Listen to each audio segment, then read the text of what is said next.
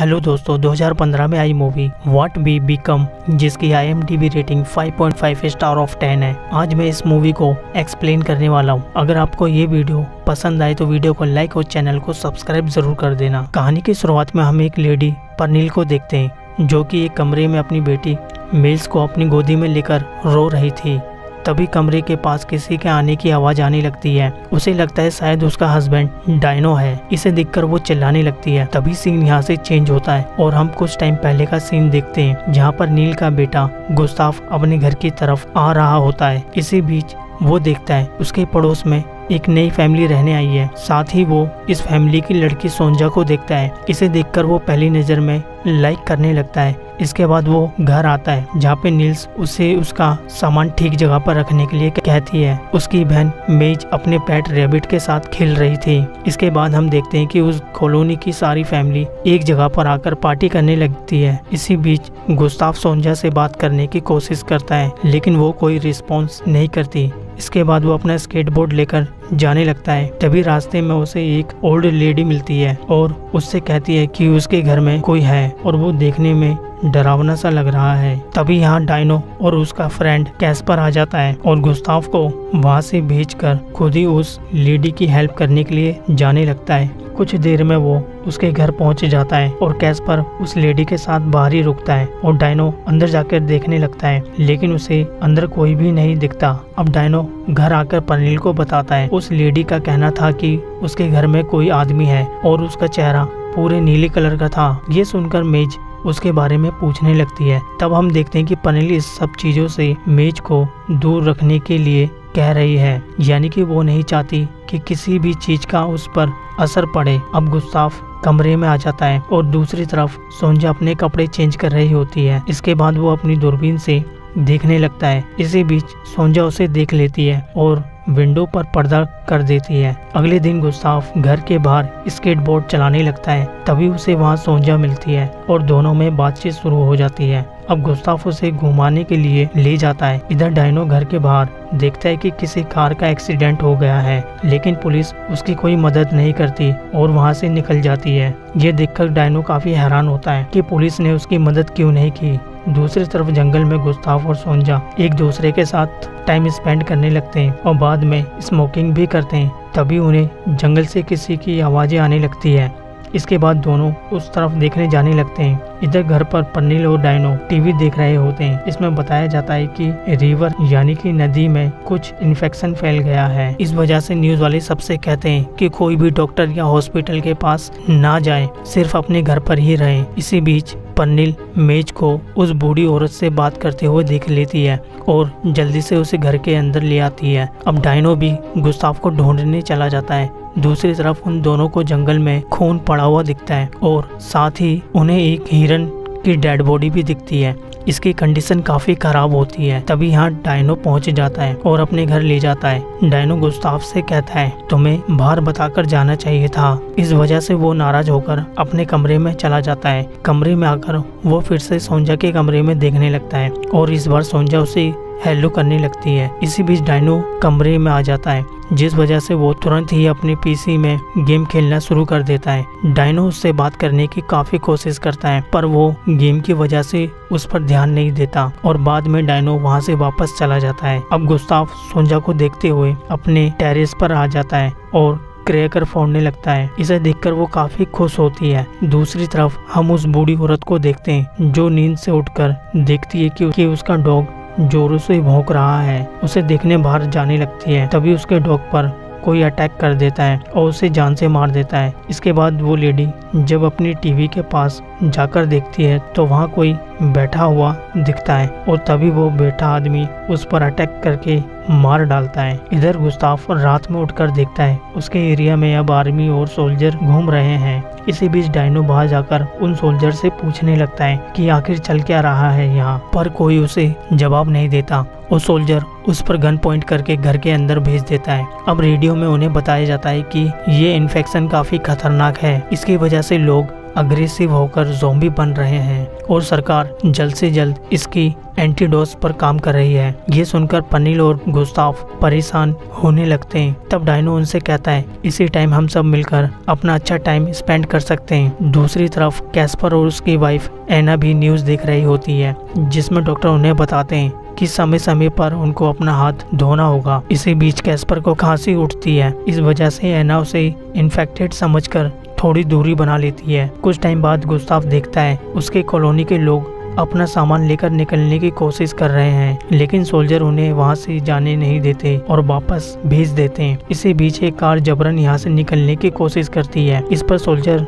Firing करके उन सबको मार देते हैं। इसके बाद मेडिकल टीम बाहर से आकर उनका मेडिकल टेस्ट करने लगते हैं। वो उनका मुंह खोलकर उनको चेक करने लगते हैं। इसी बीच मेज इन सब चीज से काफी डर जाती है और रोने लगती है। फिर पनील उसे समझाकर उसका मुंह खुलवा देती है। इसके बाद वो लोग वहां से चले जाते हैं। दूसरी तरफ एना घर छोड़कर जाने लगती है। उसे यकीन होने लगा था कि कैस्पर अब इन्फेक्टेड हो गया है। साथ ही वो उसे समझाता है कि वो इन्फेक्टेड नहीं है, लेकिन फिर भी वो उसकी नहीं सुनती और बाहर का दरवाजा खोल देती है। तभी वहाँ सोल्जर आकर उसे अंदर भेज देते हैं। इसके बाद आर्मी उनके घर को ब्लैक कवर से ढककर कवर कर देती है। इसी बीच गुस्ताव और सोंजा एक दूसरे से बात करते हैं। अगली सुबह सोल्जर हर घर को पानी की कैन और खाने का कुछ सामान देने लगते हैं। फिर इस एरिया का इंटरनेट भी बंद हो गया था, जिस वजह से एना कैस्पर के पास आती है और उसे इंटरनेट की शिकायत करने लगती है, लेकिन कैस्पर उसकी नहीं सुनता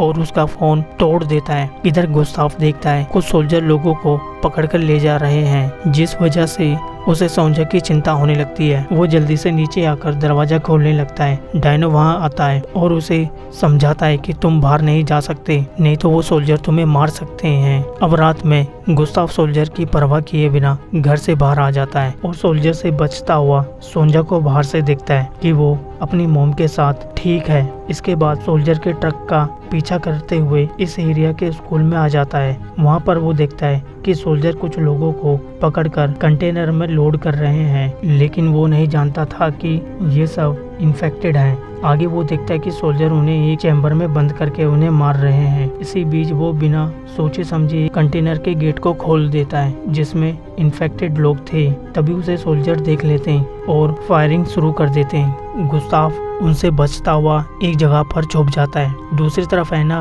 घर से कार लेकर निकल जाती है। साथ ही उसे कैस्पर रोकने की कोशिश करता है, लेकिन वो नहीं रुकती। इधर गुस्ताव सोंजा के घर जाता है और उसको उसकी मोम को अपने घर ले आता है। डायनो ये देखकर मना करता है कि वो अपने घर पर ही सेफ रहेंगी, लेकिन वो गुस्ताव को देखते हुए उन्हें घर में रखने को तैयार हो जाता है। अब पर्निल उन्हें घर में देखकर गुस्सा होती है, क्योंकि उनके घर में खाने का ज्यादा सामान नहीं होता। इसी वजह से डायनो और उसके बीच बहस हो जाती है। रात में गुस्ताव उन दोनों का सोने का इंतजाम कर देता है। इसी बीच गुस्ताव देखता है सोंजा के मोम के पैर में चोट लगी हुई है। पूछने पर वो बताती है कि ये चोट उसके डैड के टॉर्चर की वजह से लगी है। फिर वो चोट को इग्नोर कर देता है। इसके बाद वो डायनो से बात करता है और बताता है कि सोल्जर काफी सारे लोगों को मार रहे हैं और वो हमें भी मार सकते हैं, इसलिए हमें यहाँ से निकलना होगा। तभी उन्हें घर के बाहर से कुछ आवाजें आने लगती है। जब गुस्ताव दरवाजे को चेक करता है तब उस पर एक इन्फेक्टेड आदमी अटैक कर देता है। डायनो जल्दी से आकर गुस्ताव को बचा लेता है और कुछ देर बाद उनके घर पर कैस्पर भी आ जाता है और वो बताता है उसके घर पर एक आदमी ने अटैक कर दिया था, लेकिन उसने उसको शूट करके मार दिया। आगे डायनो और कैस्पर लकड़ी के दरवाजे को सील कर देते हैं। इसके बाद गुस्ताव और सोंजा बाहर देखते हैं। वो इन्फेक्टेड हुए लोग स्ट्रीट लाइट को घूर कर देख रहे होते हैं। तभी उनके सामने एना आती है और उसे भी वो अपने घर में ले लेते हैं। वो सबको बताती है जब वो हाईवे से जा रही थी तभी वहाँ काफी सारे इन्फेक्टेड लोग आ गए और उनकी वजह से भागकर मुझे यहाँ आना पड़ा। रात में सोंजा और गुस्ताव एक दूसरे के साथ टाइम स्पेंड भी करते हैं और इंटीमेट भी होते हैं। कुछ टाइम बाद सोंजा अपनी मोम के पास जाती है तो उसकी हालत काफी खराब थी। वो उनकी पैर की चोट देखती है जो कि पहले से ज्यादा खराब होने लगी थी। यह देखकर हम समझ जाते हैं कि जरूर इसकी मोम इन्फेक्टेड है और सोंजा सबसे ये बात छुपा रही है। अगले दिन मेज अपने रैबिट को पूरे घर में ढूंढती है, लेकिन वो उसे कहीं नहीं मिलता। फिर वो सबसे रैबिट के बारे में पूछने लगती है, जिस पर कैस्पर बताता है कि शायद वो घर से बाहर भाग गया होगा। लेकिन मेज अपने रैबिट को वापस लाने की जिद करने लगती है। इसके बाद कैस्पर और डायनो डिसाइड करते हैं कि बाहर जाकर वो रैबिट को देखेंगे और खाने का सामान भी ले आएंगे। अब दोनों बाहर आकर चेक करने लगते हैं और ना ही उन्हें कोई सोल्जर दिखता है और ना ही कोई इंसान। आर्मी ने इस जगह को बाहर से सील कर दिया था। अब वो दोनों उसी स्कूल तक जाते हैं जहाँ वो देखते हैं कि हर जगह पर सामान बिखरा पड़ा है। घर में सोंजा देखती है कि उसकी मोम अब जिंदा नहीं है। इस वजह से वो काफी दुखी भी होती है। तब गुस्ताफ उसे संभालता है और उसे शांत कराता है। इधर दोनों कॉलोनी से बाहर आ जाते हैं। आर्मी ने बाहर जाने का रास्ता बंद कर दिया है। तभी सोल्जर उन्हें आगे बढ़ने से मना करते हैं और वापस जाने को कहते हैं। इसके बाद वो उन पर फायरिंग शुरू कर देते हैं। दोनों किसी तरह बचते हुए कार के पीछे छुप जाते हैं। अब घर पर सोंजा और गुस्ताफ इंटीमेट हो रहे होते हैं। इसी बीच परनील आती है और बताती है कि मेज घर पर नहीं है। फिर गुस्ताफ और परनील घर के बाहर ढूंढने जाते हैं। रास्ते में उन्हें सोल्जर की डेड बॉडी मिलती है जिसे इन्फेक्टेड लोगों ने खाया था। दूसरी तरफ डायनो और कैस्पर किसी तरह बचकर उस स्कूल की कैंटीन में आ जाते हैं और कुछ खाने का सामान ढूंढने लगते हैं। अंदर कमरे में उन्हें एक लेडी मिलती है। वो बताती है कि उस पर और उसके बॉयफ्रेंड पर कुछ लोगों ने अटैक कर दिया है। वो तो उनसे बच गई लेकिन उन्होंने उसके बॉयफ्रेंड को मार दिया। तभी वो देखते हैं कमरे के बाहर एक इन्फेक्टेड आदमी आ गया है। कैस्पर चेक करने जाता है तो वो आदमी उल्टा उस पे ही अटैक कर देता है। डायनो उसे बचाने की कोशिश करता है लेकिन वहाँ और भी इन्फेक्टेड लोग आ जाते हैं। इसलिए डायनो को मजबूरी में वहाँ से जाना पड़ता है। वो उस लेडी को लेकर एक कमरे में छुप जाता है। तभी वो लेडी खाने का एक बॉक्स यहाँ से ले जाने लगती है। डायनो उससे वो बॉक्स मांगता है लेकिन वो बताती है कि उसको घर पर उसके बच्चे वेट कर रहे हैं। फिर डायनो गन पॉइंट करके उससे बॉक्स ले लेता है। इधर हम देखते हैं कि मेज अपने रैबिट को ढूंढते हुए पार्क में आ जाती है। घर पर हम देखते हैं सोंजा और ऐना एक जगह पर बैठी है। तभी सोंजा की मरी हुई मॉम एक ज़ॉम्बी बनकर